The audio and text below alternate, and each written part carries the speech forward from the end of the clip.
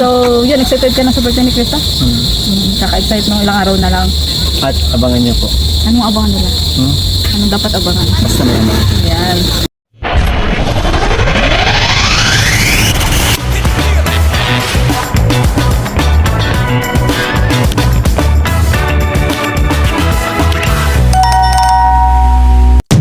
This is it, Pansit Mikoy. Sobrang excited na.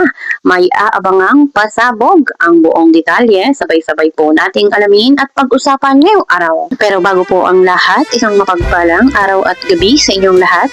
Mega love shoutout sa lahat ng ating listeners, viewers, and subscribers saan mang sulok ng mundo, Mapalundon, Visayas at Mindanao. Lalong-lalo na po sa ating mga kababayang OFW. Kamusta po kayo mga kalingap? Mabuhay po kayo hanggat gusto nyo. At kung bago ka pa lang sa aking munting YouTube channel, huwag ka nang mahiyang mag-subscribe, like, share, and comment. Huwag mo na rin kalimutang i-click ang notification bell nang sa ganon ay updated ka sa aking mga paparating na video. At syempre, patuloy po natin supportahan si Kalingap Rob at ang ating ama ng Kalingap, ang nag-iisang founder, si Kuya Val Santos Matubang. Kung maaari po ay no skip ads nang sa ganon ay mas marami pa tayong malingap na nangangailangan at konting paunawa po kung maaari ay tapusin nyo muna ang kabuuang video nang sa ganon ay akma ang inyong mga komento. Ayun, at bukas na nga po mga kalingap ang birthday ni Krista, April 16, pero yung celebration ay April 20.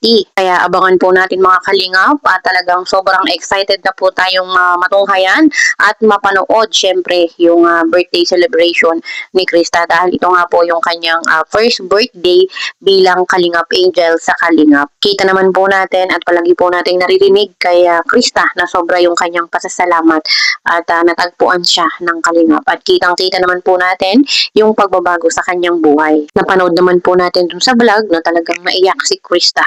Sobra yung kanyang pasasalamat at syempre naaalala niya yung mga panahon na walang-wala sila at nalingap sila ng Kalingap. Tignan niyo po yung pagbabago sa buhay ni Krista. Talagang pag naiisip niya lahat ng mga pagod, lahat ng hirap ngayon, ay talagang unti-unting natutupad yung kanyang mga pangarap. Ibang-iba na sa dati na talagang hirap na hirap silang mamuhay. Kahit si Mikoy ay sobra yung pasasalamat kay ng Kalingap Rob kasi kahit papaano ay nabago din yung kanyang buhay. At bilang supporter, syempre masaya po tayo sa lahat ng mga achievement nila sa buhay. Masaya po tayo kung ano man yung meron sila ngayon. Katulad po ng mga ganitong celebration, bukas ay birthday na ni Krista. Kung talagang walang-wala sa buhay, wala po talagang handa. Walang maihahain sa mesa.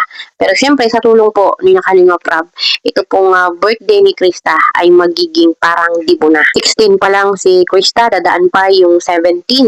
Pero sigurado po tayo na itong birthday ni Krista ay bongga. Parang 18 years old na yung celebration na gaganapin. Sa dami ba naman ng nagmamahal sa Mick Chris, ay posible po na yung 16th birthday ni Krista ay parang 18 na. Kaya abangan po natin mga kalingap at napakarami nga pong pasabog na dapat nating abangan. At si Mikoy ay sobrang excited na po na mangyari yung birthday ni Krista. At ito nga po mga kalingap, alam naman po natin ito yung first birthday nga po ni Krista na mangyayari dito sa Kalingap. At first time din po ni Kalingap Mikoy na mag-surprise ng ganito. At alam naman po natin, kada po may celebration ang Mick Chris ay hindi po nagpapabaya si Mikoy. Kaya abangan po natin mga kalingap ano ba yung pasabog at mga surprises na gagawin ni Mikoy. Kaya abangan po natin ito mga kalingap at huwag na huwag po tayong magpapahuli dahil kapanapanabik ang magiging kaganapan. Salamat po. Oh, congrats bro. Ate, salamat. Grabe. Thank you sa palagian nandyan sa amin ni CJ every time na Oo naman. Parang kailan lang 1 year na. kahit on cam off cam nandyan ka bilang ate namin. Yes. Oo naman, sige payag na ako Mikoy. So, yun, excited ka na sa birthday ni Krista? Kaka-excite nung ilang araw na lang. At abangan niyo po. Anong abangan nila? Anong dapat abangan? Basta may ano. Yan. Yun kanina po para po silang mga manok.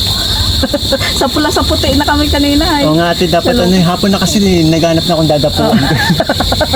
Tapos ano man sabi mo bro doon sa unang pictorial ni Krista? Yung Naka-gown. Grabe ang titig mo kanina. Inimagine ko siya flower girl. Uy, para nga kayo. Para may Tinigbiran nagsasabi. ka, flower girl. Oo, parang ganun. Tapos may nagsasabi nga, para naloka yung ano nga, para ka daw yung outfit magkakasal.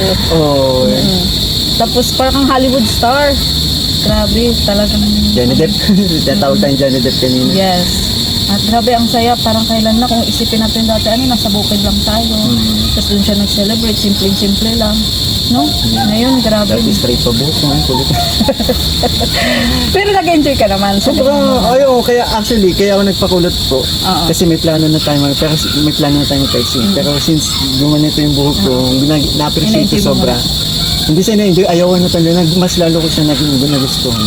Kahit may nagsasabi na parang pugad nga daw. Hindi, hindi, mas marami nagsasabi na mas na mukha, na nagsasabi pang mukha daw tayo sa Santo Niño. Yes, oo. Tapos mukha kami sa Papa Jesus. Oo naman.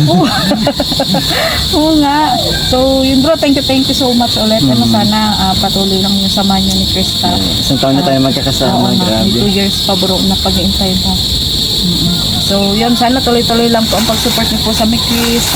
Lalong-lalo na kay Krista, talagang ginagalingan niya. Habang Please kumakanta support siya natin kanina, si tatayuan yung ano ko, yung balahibo ko. Ako yung pakpak ko. Yung balahibo ko, yung mga pakpak ko. Yung ang tumatayo. Ayan. So, yun po, grabe. Talagang nakabili po si Krista. At yun, lalong na dumating ka pa sa buhay niya. So, lalong talagang tinangkilik din ng bakit ganyan ka? Gusto ko yung dumating ka pa sa buhay. Oo, dumating ka sa buhay. Siyempre, sino ba magsasabi na kumbaga ikaw. Tingnan mo, Naglaro isip bata na.